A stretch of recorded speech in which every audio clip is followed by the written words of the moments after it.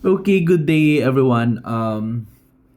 Now we will be continuing our topic sa neurological disorder natin, and we will be talking about your meningitis. Okay? Infection under your neurological disorder is your meningitis. So, now, we need to define first what is meningitis. So, it is the inflammation of your meninges. So, ibig sabihin, nagkaroon ng inflammation yung mga meninges ninyo. And remember, your meninges covers and protect the brain and spinal cord. So, yun yung ginagawa ng mga meninges nyo. Okay? They protect your brain and spinal cord. So, ano yung reason bakit nagkaroon ng meningitis? Okay? Pwedeng ang cause nito is your viral or bacterial. Okay?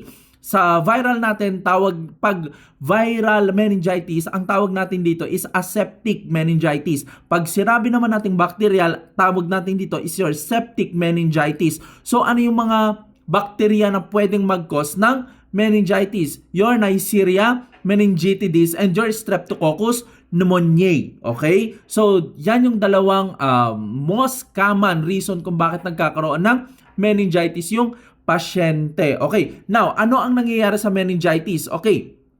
'Di ba nagkaroon ng blood infection? Okay? So nagkaroon ng blood infection, nagkaroon ng trauma or nagkaroon ng invasive procedure that cause your infection. So ngayon, yung microorganism ninyo crosses the blood-brain barrier. Okay. So yung microorganism daw nag-cross siya sa blood-brain barrier. Pumasok siya sa blood-brain barrier. Okay? And then, yung microorganism na yun, your bacteria or your virus, proliferates. Okay? So, ibig sabihin, nagkaroon ng multiplication. Saan?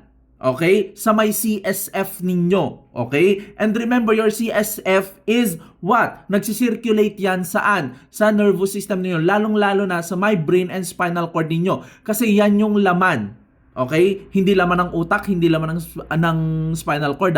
Yan yung isa sa mga laman ng central nervous system ninyo. Okay? Ano ba ang ginagawa niya? Your CSF also nourishes your brain and your what? Spinal cord. It also protects from what? Okay? From, tawag dito? It also protects your brain and spinal cord from trauma.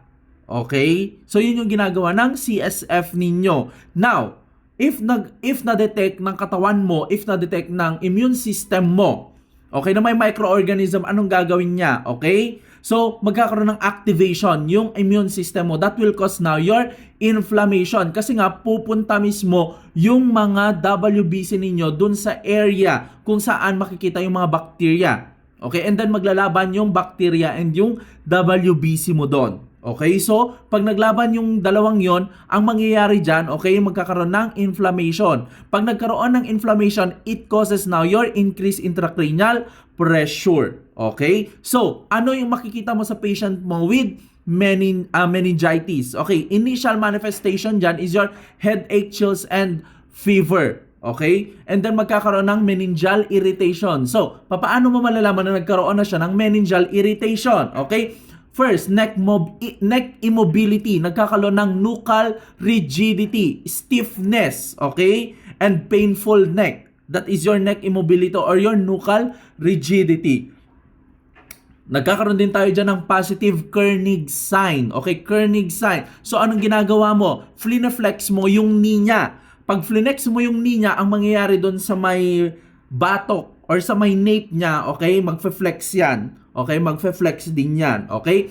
We also have your Brudzinski. Ang ginagawa naman natin dyan, flineflex natin yung what? Yung neck niya. Okay? So, pag nagkaroon ng, pag flinex mo yung neck ng pasyente mo, magkakaroon ng flexion ng hips and your knees naman. Okay? So, Kernig's sa knee, okay, and then Brudzinski, ang i-flex mo dyan is yung neck. Okay? Batok. Okay? And then, dahil nagkaroon ng inflammation yung central nervous system mo, pwedeng mag-cause yan ng photophobia. Pwede ring petechial rash and purpuric lesions. Okay?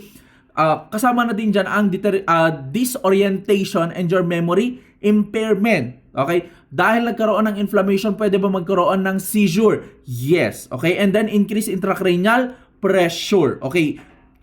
Your intracranial pressure, if not controlled, it can cause what? Your brain herniation. Okay? Yung brain herniation natin, it is a life-threatening condition. Okay? Now, ano yung mga diagnostics na pwede natin gamitin for your meningitis? Okay? Diagnostics. CT scan. Okay? Yung CT scan natin can detect shift content. Okay? Okay? Detect shift content, brain herniation. Pwede ring blood GSCS. Okay? Of the CSF. Okay? Or, I mean, not, not blood GSCS or CSF pero gram staining pa rin siya. Okay, pwedeng blood GSCS or CSF na gram staining and cultural or culture sensitivity. Sorry. Okay? Tawag dito, kukuha sila ng sample and then under microscope, 'di ba? I-check nila kung anong klaseng bacteria, viral ba 'yan or your bacterial infection. Okay? So, magkakaroon din dyan ng lumbar puncture. Okay? Ginagamit din natin ang lumbar puncture. So, pag kumuha ka ng CSF, ang makikita mo dyan is cloudy. Okay? So, now, how can we prevent meningitis? Okay? Sa ibang bansa, meron na ata tayong mga vaccine. Okay? Your meningococcal conjugated vaccine. Okay? 11 to 12 years old. And then booster, 16 years old. Okay? For the prevention of your what? Meningitis. Okay? If you are exposed, kung kunwari ikaw mismo na exposed ka, 'di ba? Yung bata or yung pasyente nagkaroon ng bacterial meningitis and you are exposed, okay? Or ibang tao yung na-expose or ikaw mismo na nasa emergency room na exposed, okay? Nagbibigay tayo diyan ng chemoprophylaxis, okay? Or your prophylactic medication. Example niyan is your rifampin, ciprofloxacin and your ceftriaxone, okay? Most commonly na binibigay dyan is your ceftriaxone kasi yung rifampin at saka ciprofloxacin mo tablet.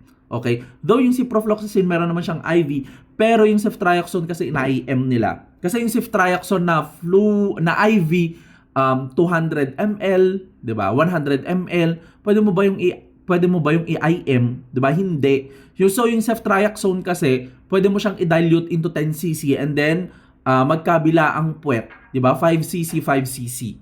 Okay? So IM injection yung ceftriaxone ninyo. Okay. Dapat yan maibigay before or after, maibigay yan after 24 hours after the exposure. Okay, hindi dapat yan umabot ng 24 hours actually. 'Di ba? Dapat nabigyan ka na within 24 hours para hindi ka mahawa or hindi ka magkaroon ng bacterial meningitis. Okay. Ano pa? Prevention, pneumonia vaccine and flu vaccine. Okay, it could help you decrease the incidence of meningitis. Medical management natin dyan, successful outcome, early administration of your antibiotic. Okay? So, mas maaga, mas okay. So, ano yung mga gamot na binibigyan natin dyan? It's your PenG or your penicillin G, IV or intravenous. Nagbibigay din tayo dyan ng cephalosporins, di ba? Mga nag-start sa Cef, like your ceftriaxone, okay? So, ano pa? Dexamethasone, okay? Bakit tayo nagbibigay ng dexamethasone? Siyempre, it reduces what? It reduces the inflammation. It improves the outcome, okay? It improves the outcome. If given before, okay, or concurrently with the first dose of antibiotic, okay?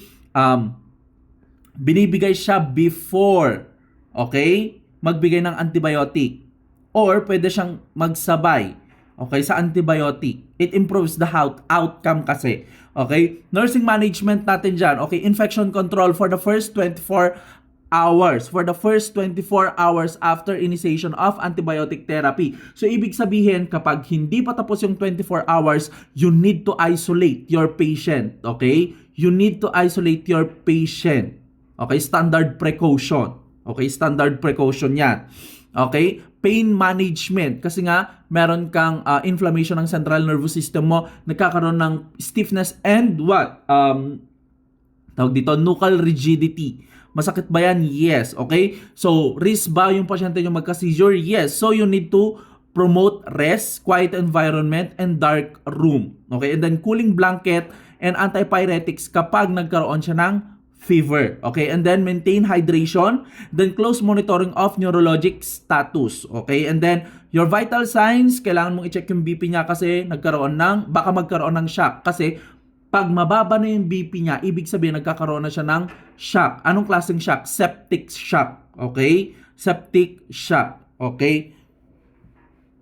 Ang gagawin mo dyan, rapid IV replacement. Okay? And then, safety and seizure precaution. So, that is your meningitis.